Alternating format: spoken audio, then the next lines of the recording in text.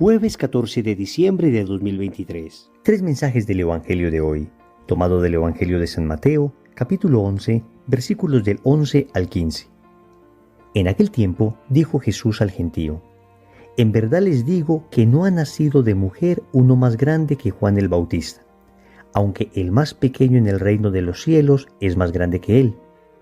Desde los días de Juan el Bautista hasta ahora el reino de los cielos sufre violencia y los violentos lo arrebatan. Los profetas y la ley han profetizado hasta que vino Juan. Él es Elías, el que tenía que venir, con tal que quieran admitirlo. El que tenga oídos, que oiga. Palabra del Señor. Gloria a ti, Señor Jesús. Querida familia, estamos en el tiempo del Adviento y en este tiempo la figura de Juan Bautista es una figura esencial. Recordemos que Juan Bautista preparó el pueblo de Israel para la venida del Mesías.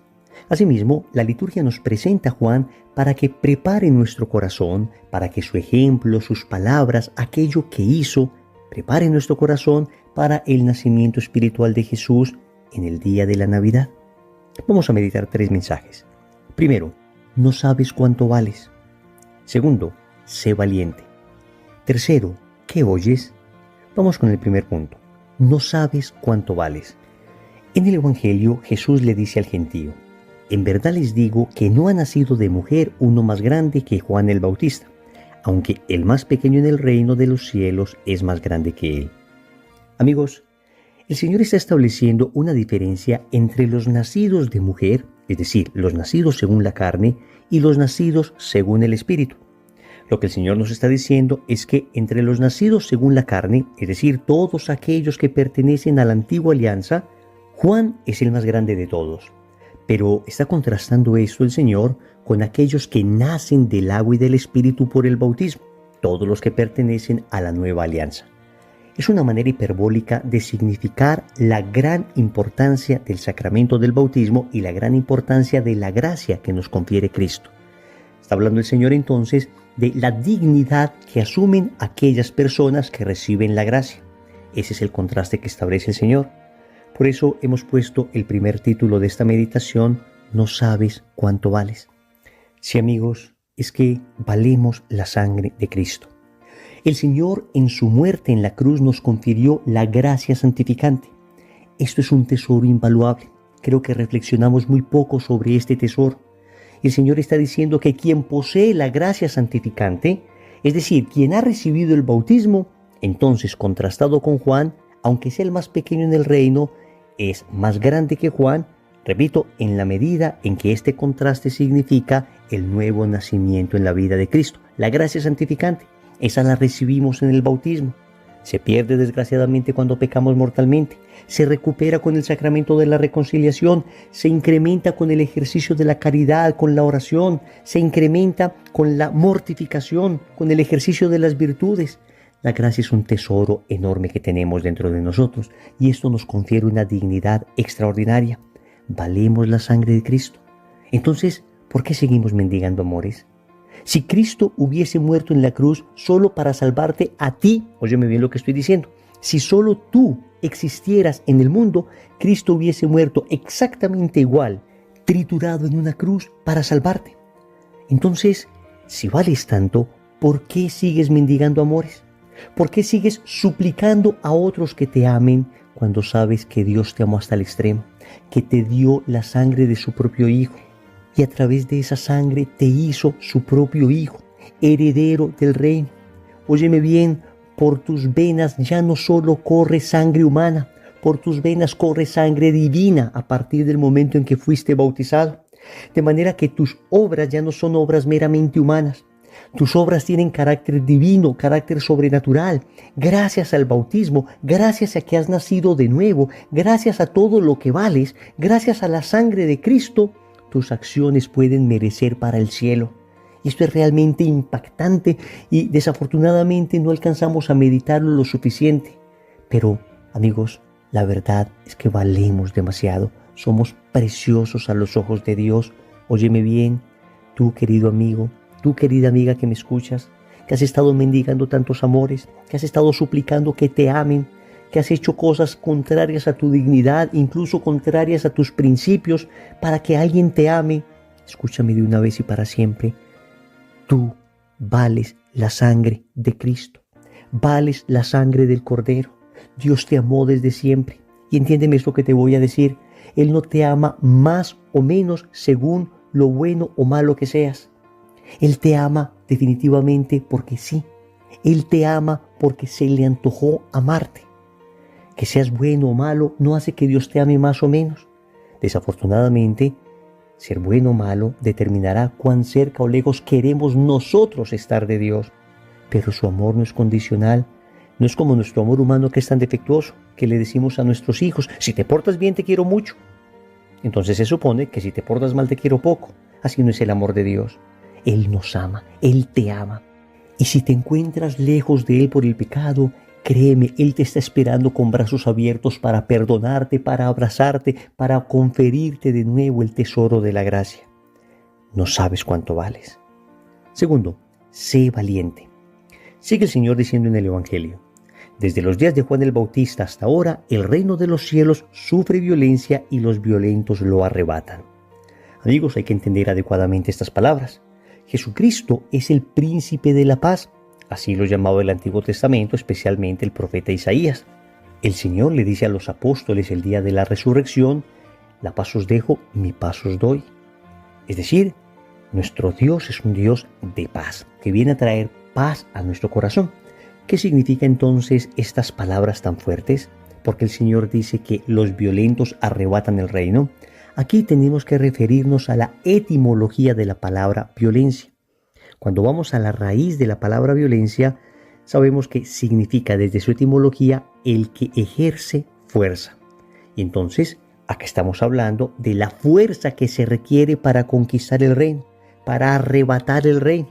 Es decir, Dios nos confiere la gracia, Él mismo es el reino de Dios entre nosotros, pero nosotros tenemos que ejercer una violencia para conquistarlo en la medida en que debemos luchar contra las tentaciones, luchar contra los enemigos de nuestra alma, el mundo, el demonio y la carne, luchar contra nuestras inclinaciones desordenadas, lo que se conoce en teología como la triple concupiscencia, inclinación desordenada al placer, al poder, al tener, luchar contra tantos enemigos espirituales que desafortunadamente una vez te ven intentando caminar hacia Cristo, te van a intentar sepultar. Entonces el Señor está diciendo, oye, sé valiente. Si quieres seguirme, tienes que ser valiente. Recordemos aquello que dice Job en el capítulo 7, versículo 1. Militia est vita hominis super terram. Combate es la vida del hombre sobre la tierra. Pero ciertamente no estamos solos en este combate. Ciertamente tenemos la fuerza del Espíritu que nos acompaña. Por eso volvemos al primer punto de la meditación. Es necesario que la gracia de Dios esté en nosotros para poder combatir adecuadamente y triunfar. Sin la gracia de Dios no seremos capaces. Esto no es una especie de voluntarismo donde yo me creo muy fuerte y venzo solito. No, amigos, todo el que ha intentado vencer solo ha sido terriblemente aplastado. Nosotros vencemos porque estamos con el vencedor. Nosotros triunfamos porque Cristo nos comunica su Espíritu. Al comunicarnos su Espíritu nos da la gracia y al darnos la gracia podemos vencer. En ese orden de ideas debemos ser valientes. Es decir, no debemos atemorizarnos. Debemos saber que Dios está con nosotros. Y te invito a que te apropies de la promesa que el Señor le hizo a Josué. Está en el libro de Josué, capítulo 1, versículos del 5 al 6. Escucha esta promesa que es para ti. Tiene nombre propio. Mientras vivas, nadie te resistirá. Estaré contigo como lo estuve con Moisés. No te dejaré ni te abandonaré. Sé valiente y ten ánimo, porque tú entregarás a este pueblo la tierra que juré dar a sus padres. Por eso ten ánimo y cumple fielmente toda la ley que te dio mi servidor Moisés. Hasta aquí el libro de José. Amigos, esta promesa es para nosotros. Hoy el Señor nos está asegurando su presencia, su cercanía, la fuerza de su Espíritu, toda vez que, como dice el final del texto, cumplamos fielmente toda la ley del Señor. En el Nuevo Testamento esa ley está perfeccionada por la caridad, esa ley que vive en nosotros por la gracia. Tercero, ¿qué oyes? Jesús termina diciendo en el Evangelio, el que tenga oídos, que oiga. Amigos, recordemos que escuchar en la Sagrada Escritura tiene un significado muy profundo.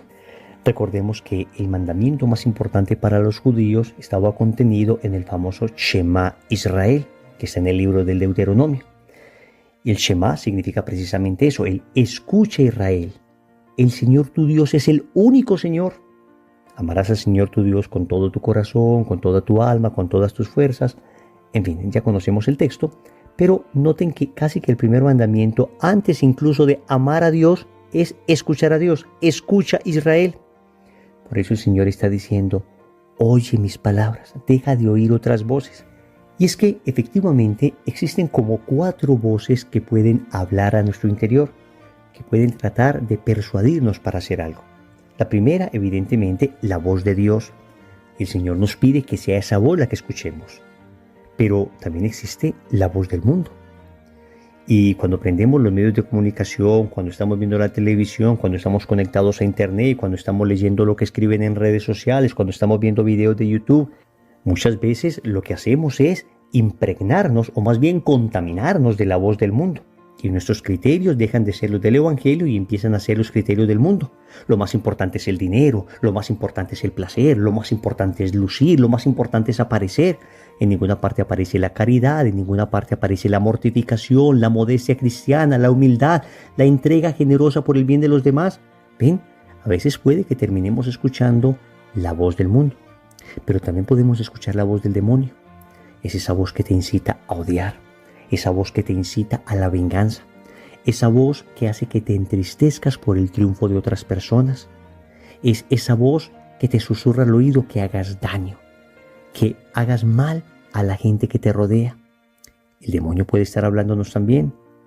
También puede ser, en muchas ocasiones, que nos hable la voz de nuestra propia carnalidad. Entonces es la voz de nuestra concupiscencia, es la voz de nuestros caprichos, es la voz de nuestras susceptibilidades, es la voz de nuestras pasiones desordenadas.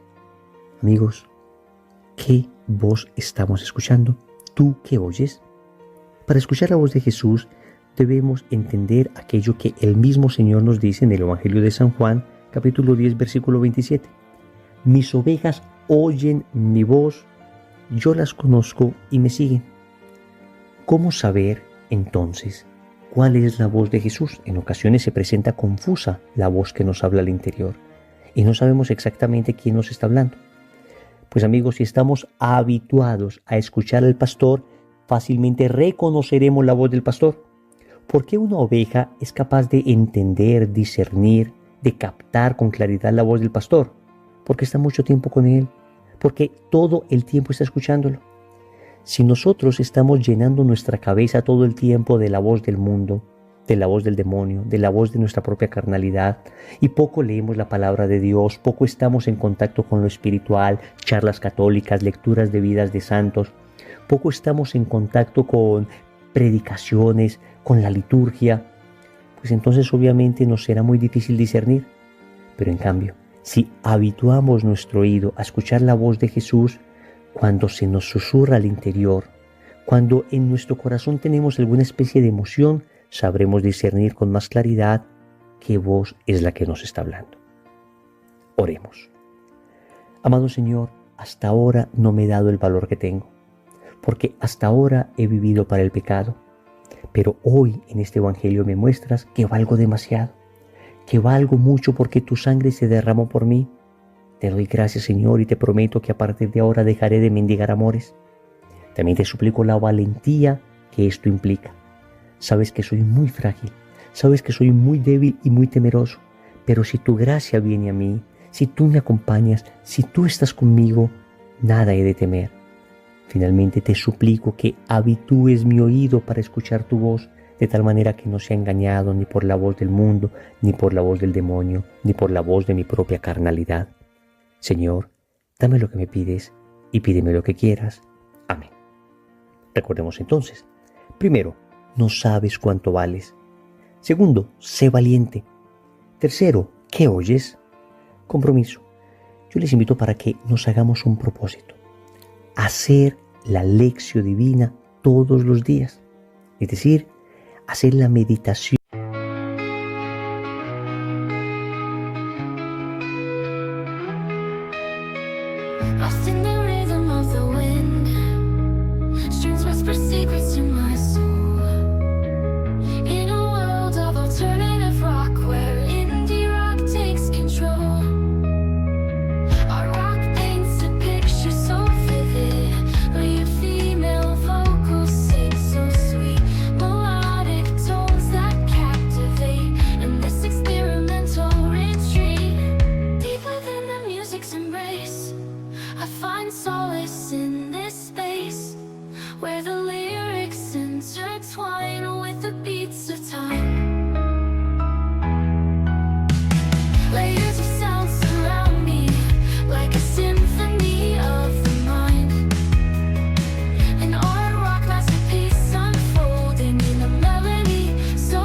frente al Evangelio del día con constancia, no eventualmente, sino que nos comprometamos en realidad a hacerla de manera habitual, hacerla diariamente para aprender a escuchar la voz del pastor.